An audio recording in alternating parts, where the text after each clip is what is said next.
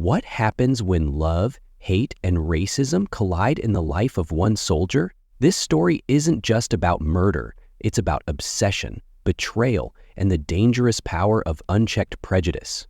Imagine a man, one who has spent years wearing the uniform of honor, protecting his country, upholding the ideals of discipline and duty.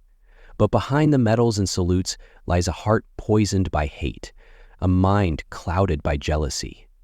This is the story of Mark Reynolds, a decorated soldier whose darkest instincts led to an unspeakable act, a tragedy that destroyed more than just lives.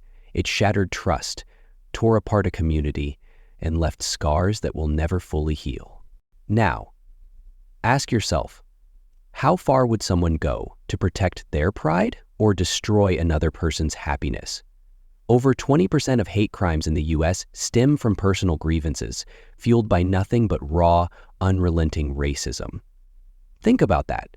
Not some grand conspiracy, not something you see in movies, but personal hatred, simmering just below the surface, ready to explode.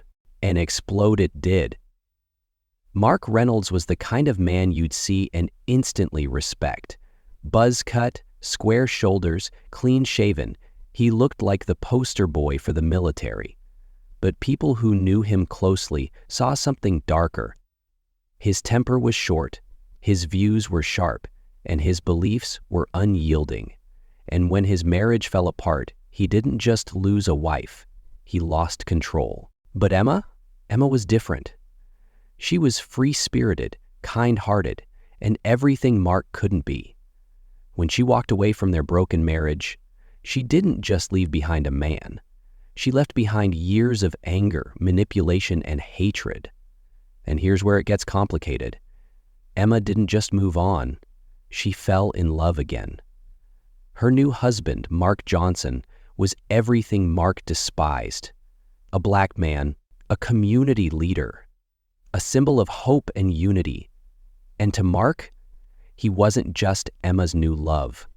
He was a target, the embodiment of everything Mark's twisted mind told him was wrong with the world. So, imagine a man consumed by jealousy, a man whose racism has festered for years, a man watching his ex-wife live a life that he thinks he deserved. Do you feel the tension yet? Can you see where this is going? Because what happened next would shake an entire town to its core. This is the story of love turned to obsession, pride turned to rage, and hatred that ended in bloodshed. And if you think you know how it ends, you don't. Stay with me, because this story doesn't just ask what happened, it asks why. And maybe, just maybe, you'll find yourself asking, could this have been stopped? Welcome to Mr. Isaac Stories. I thank you, my viewers, most especially my subscribers, for your support. It means a lot and we truly appreciate it. As we keep improving and bringing to you the daily told and untold racist crime stories update, please don't forget to subscribe to this channel. Mark Reynolds was the kind of man people would point to and say, that's what discipline looks like. A soldier through and through, he carried himself with precision. Everything about him seemed put together. The sharpness of his uniform, the crispness of his salute, and the rigid way he handled himself in every situation. But behind the straight posture and proud medals, Mark carried something far darker. His beliefs about race weren't just a private opinion, they were the kind of thoughts that seeped into every corner of his life. Quiet, simmering racism that influenced the way he saw the world, the way he treated people, and ultimately, the way he loved, or failed to love. Mark was a man of order, but his hatred brewed like a storm beneath the surface, unpredictable and deadly. In the military, where loyalty and camaraderie were supposed to trump all else, his views found fertile ground in secret conversations, in whispered remarks, and in the anonymity of online forums. He didn't wear his hatred on his sleeve, but for those who truly knew him, it was impossible to ignore. And then there was Emma. Emma was everything Mark wasn't. Compassionate, open-minded, a woman who believed in the good in people, even when they didn't deserve it. She met Mark during his early days in the military, back when his discipline felt like charm and his quiet authority seemed like confidence. To Emma, Mark was a man with a purpose, someone who could protect her, provide for her. But that dream didn't last long. Behind closed doors, the cracks began to show. Mark's controlling nature was suffocating. Emma, who had always been free-spirited and progressive, found herself walking on eggshells. The man she thought she married, the strong, silent protector, was instead a man consumed by anger. His racist beliefs, once veiled, began to spill out in arguments, in cruel comments about her friends, and in the way he spoke about the world. She wasn't just running from a marriage. She was running from a man consumed by anger and prejudice. When she finally left, she didn't just leave behind a husband. She left behind a toxic, hateful environment that had started to pull her down. For a while, Emma found herself drifting, unsure of how to rebuild her life. But then came Michael. Michael Johnson wasn't just a man. He was a beacon of hope. Tall, charismatic, and deeply kind, he carried himself with the confidence of someone who believed in the power of love and unity. Michael was a community organizer, someone who spent his days bringing people together, fighting for racial equality, and believing in a better world. To Emma, Michael represented everything she had been missing.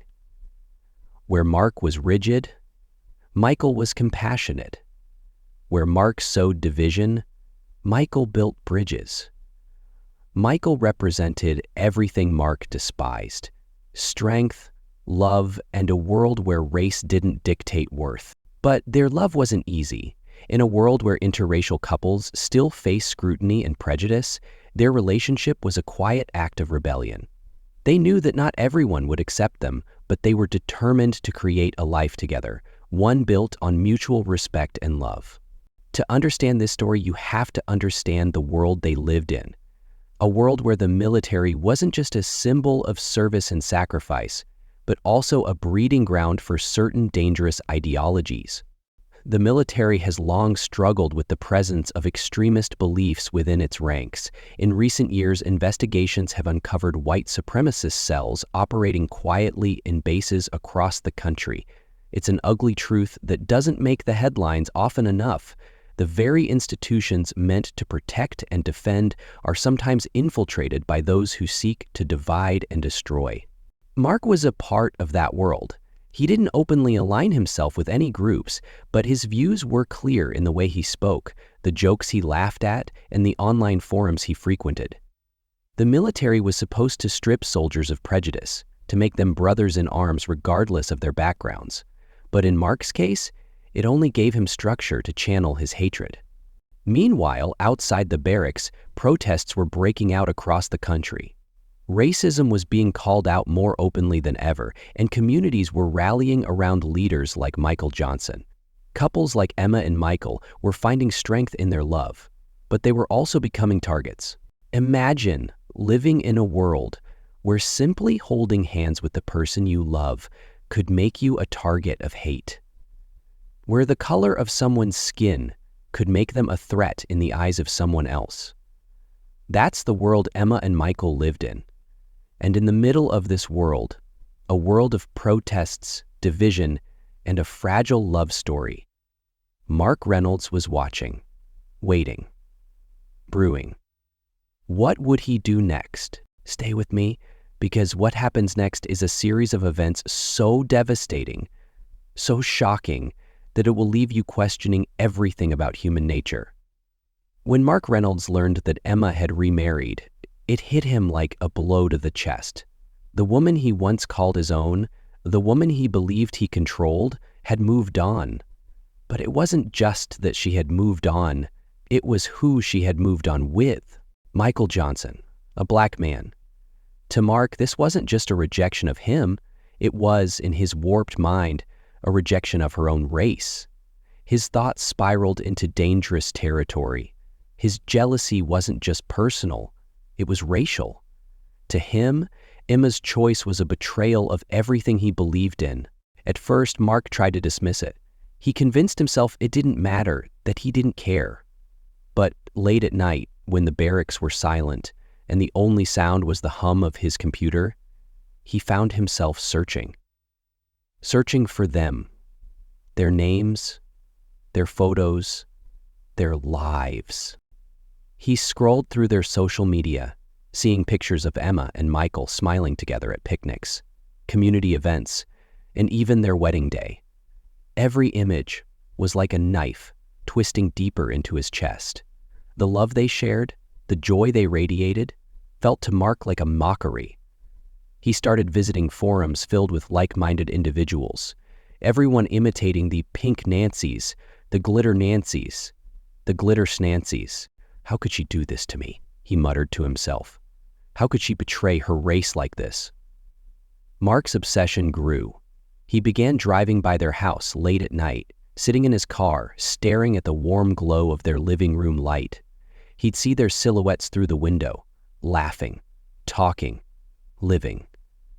It made his blood boil. It wasn't long before Mark's anger boiled over into action. One afternoon, as Emma was leaving her job at a local bookstore, she found herself face to face with Mark. He had been waiting for her, leaning against his car with that familiar stiff posture. "Emma," he said, his voice tight. "We need to talk." Emma froze. It had been months since she had seen him, and just hearing his voice sent a shiver down her spine.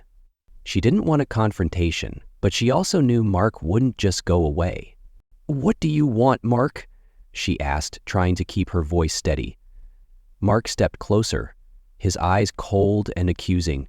"How could you? How could you marry him?" Emma's heart pounded. She could feel the venom in his words. "I married someone I love," she replied, her voice firm. "Someone who treats me with respect. That's more than I can say for you." Mark's face twisted in anger. "Respect? He's nothing, Emma. Stop." Emma cut him off, her voice shaking now. "I'm not going to let you talk about him like that. Whatever we had is over, Mark. Move on." But Mark couldn't move on. As Emma walked away, his fists clenched, his mind racing. He couldn't stand the idea of her being happy, especially not with Michael. But what Mark did next shocked even those who knew how deep his hatred ran. The weeks that followed saw Mark spiraling further. He spent hours on extremist forums, feeding his delusions. The people he spoke to encouraged him, told him he was justified in his anger, that Emma and Michael were the problem. Every step he took, every word he typed, brought him closer to a terrible act he couldn't take back. Mark began keeping a journal, scribbling down his thoughts, his plans. His words were chilling. "They need to pay.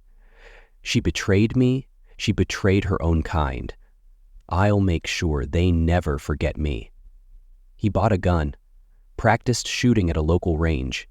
Every time he pulled the trigger, he imagined Michael's face. It gave him a sick sense of satisfaction. The night of the confrontation was one that Fayetteville would never forget. Emma and Michael were hosting a community event at a local park. A gathering meant to bring people together, to promote understanding and unity. It was the kind of event that Michael lived for, the kind that gave him hope for the future. But Mark was there too. He had been watching from the shadows, his gun tucked under his jacket. He waited until the event was winding down, until Emma and Michael were standing outside, saying goodbye to the last guests. As they turned to leave, Mark stepped out of the darkness. "Emma!" he called, his voice sharp and loud. Emma and Michael froze, turning to see him. Emma's face paled. "Mark, what are you doing here?" Mark ignored her, his eyes locked on Michael. "So this is him? The man you threw me away for?" Michael stepped forward, his voice calm but firm. "Mark, you need to leave. This isn't the time or place for this." But Mark wasn't listening. His hand moved to his jacket, pulling out the gun. Words turned to violence, and a gunshot shattered the night. But what happened in the moments before the trigger was pulled left Emma with scars no one could see. The gunshot that shattered the night didn't just take Michael Johnson's life.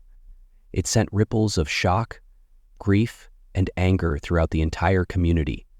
Mark Reynolds was arrested on the spot, his gun still warm in his hands.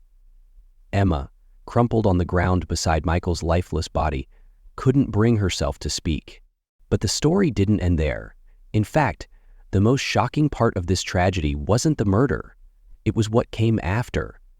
During Mark's trial, as prosecutors laid out the evidence of his premeditated crime, the defense team unveiled something unexpected: a letter.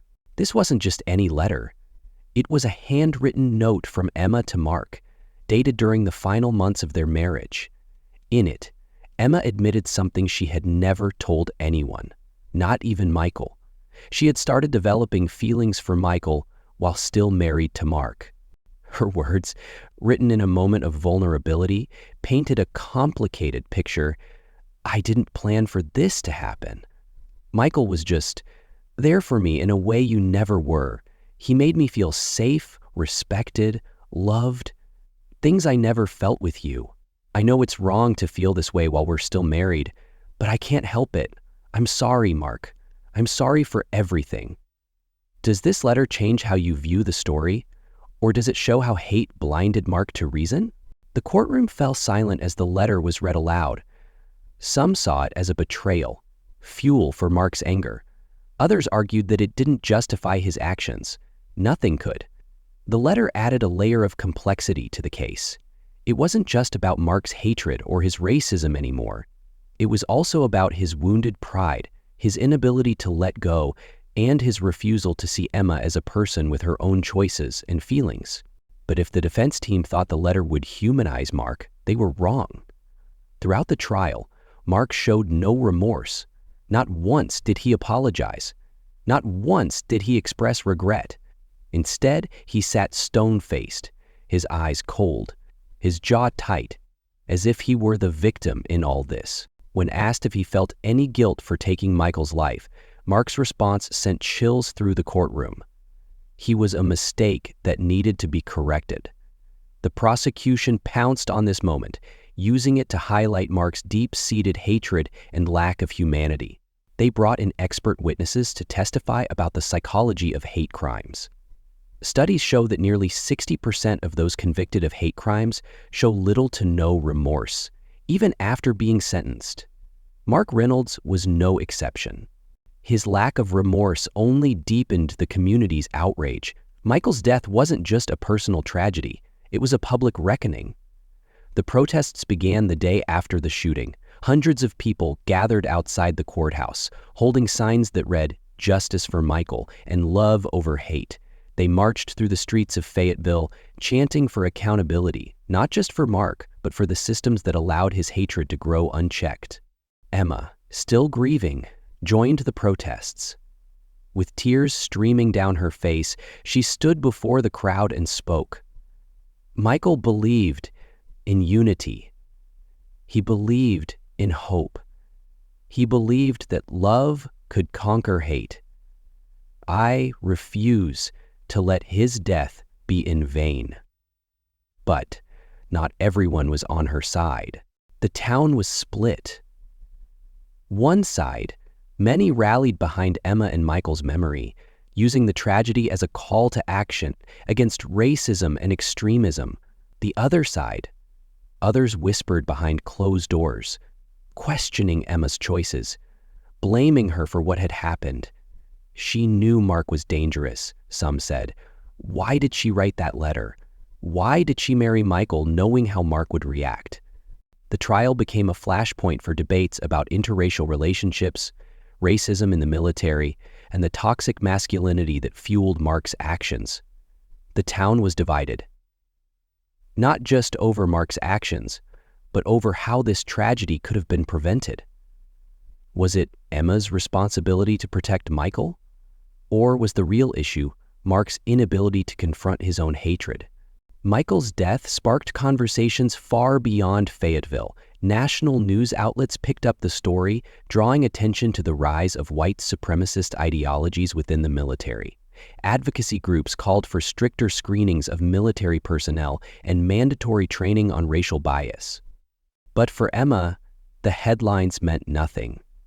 She had lost the man she loved, and no amount of protests or policy changes could bring him back. One evening, weeks after the trial ended, Emma visited Michael's grave. She knelt down, placed her hand on the cold stone, and whispered through her tears, "I'm sorry, Michael. I'm so sorry. For everything." She stayed there for hours, replaying the events in her mind, searching for answers she would never find. But as the protests faded and the headlines moved on, one question remained unanswered. Could this tragedy have been stopped? Or was it inevitable from the moment Mark Reynolds decided that his hate mattered more than human life? Mark Reynolds' actions didn't just destroy one life, they devastated an entire community. What began as a personal obsession, fueled by jealousy and racism, escalated into an irreversible tragedy.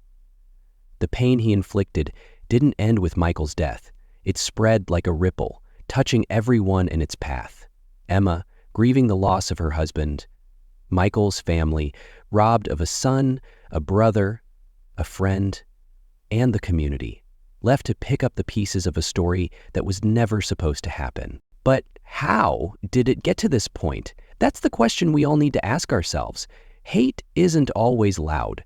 Sometimes it's quiet, hidden, and insidious, growing slowly in the dark corners of the mind.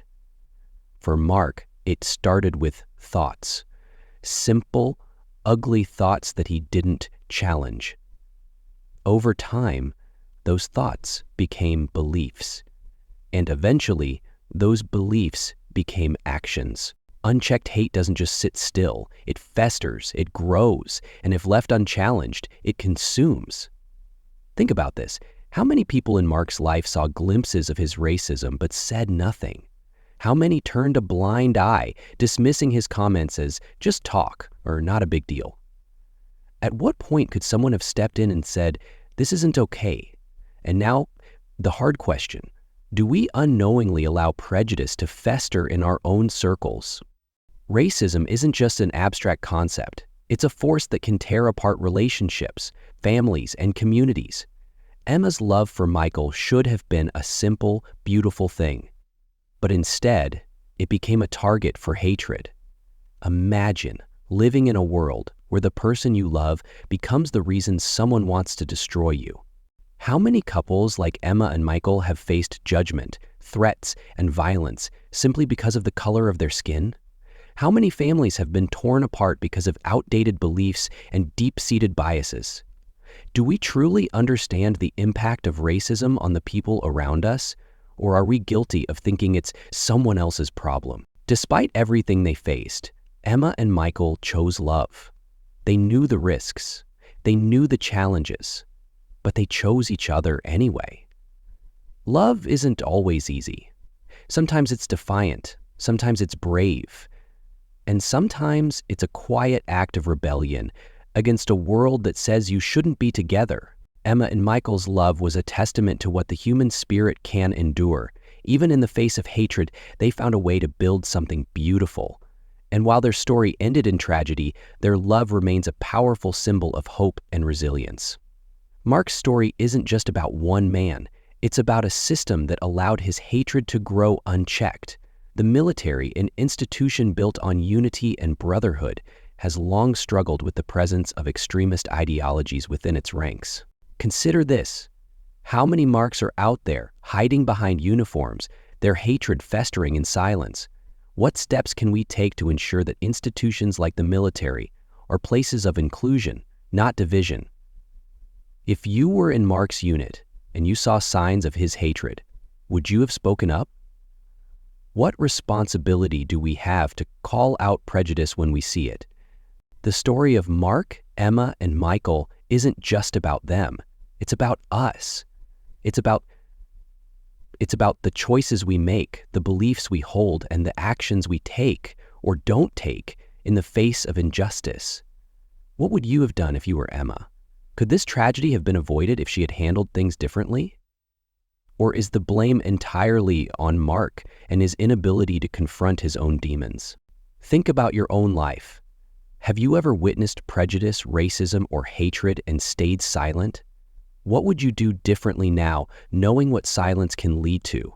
Share your thoughts and experiences in the comments, because conversations like these are how we begin to heal, to learn, and to grow.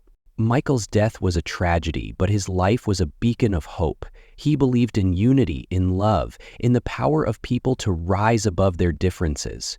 His legacy isn't just the life he lived, it's the conversations his death has sparked, the changes he's inspired, and the lives it has touched. Let's not let this story end in darkness. Let's carry forward Michael's belief in a better world. A world where love wins, where hate has no home, and where we all stand up for what's right. As the story of Mark, Emma, and Michael comes to an end, we're left with one question. What now? What do we do with the pain, the anger, and the lessons this tragedy has given us? We could let it fade into just another crime story, something we discuss for a moment and then forget. But wouldn't that be another tragedy in itself? Michael's death demands more from us. It demands that we take what we've learned here and use it to make a difference in our own lives and communities. Because the truth is, the story of Mark, Emma, and Michael isn't just theirs. It belongs to all of us. It's a reflection of the world we live in and the choices we make every day. Have you ever witnessed racism or prejudice and thought, it's not my problem? What if it was? What if standing up, speaking out, and taking action could prevent a tragedy like this? Could you do it? Would you? And this isn't just about calling out racism.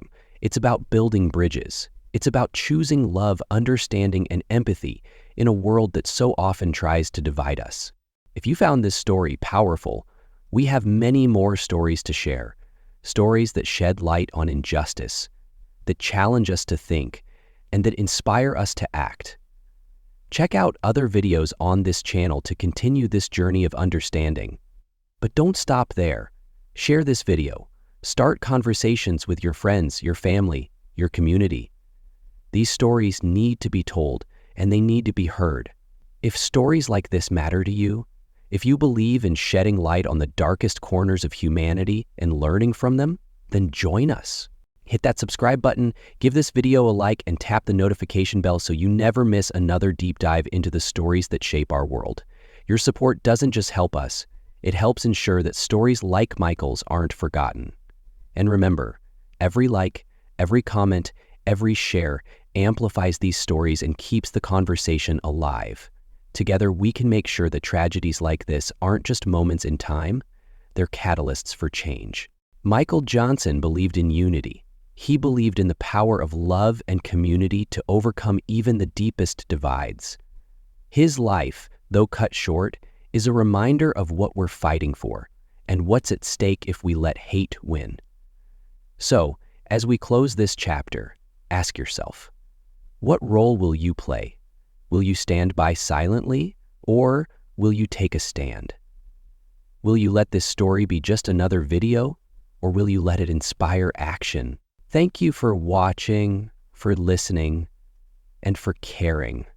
Let's keep the conversation going. Let's keep fighting for a world where stories like this no longer need to be told.